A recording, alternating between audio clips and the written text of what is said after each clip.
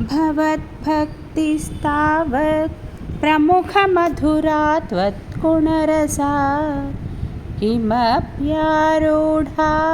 चेत् अखिलपरितापप्रशमनी पुनश्चान्ते स्वान्ते विमलपरिबोधोदयमिलन् महानन्दाद्वैतं दिशति किमतः प्रार्थ्यमपरम् कृष्ण विधूय क्लेशान् मे गुरुचरणयुग्मं धृतरसं भवक्षेत्रप्राप्तौ करमपि च ते पूजनविधौ भवन्मूर्त्यालोके नयनमधते पादतुलसी परिघ्राणे घ्राणं श्रवणमपि ते चारुचरिते कृष्ण प्रभूताधिव्याधि प्रसभचलिते मामकहृदि त्वदीयं तद्रूपं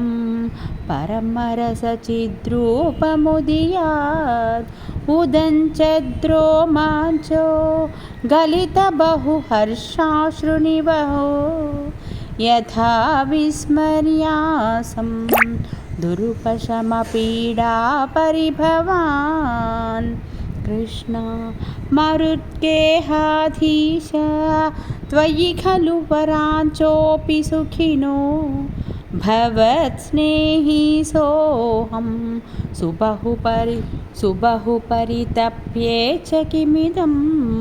अकीर्तिस्ते माभूत् वरदगदभारं प्रशमयन् भवद्भक्तोस्तं सं झटति कुरु मां कंसदमना कृष्ण किमुक्तैर्भूयोभिः तव हि करुणा यावदुदीयात् अहं तावद्देव प्रहितविविधार्थप्रलपितः पुरः क्लुप्ते पादे वरद तव नेष्यामि दिवसान् यथाशक्तिव्यक्तं నుతి విరచయన్ కృష్ణ భక్తి స్వరూప వర్ణనము భక్తికై ప్రార్థనను 3వ దశకం సమాప్తము ప్రథమ స్కంద పరిచ్ఛేదము సమాప్తము శ్రీహరయే నమః.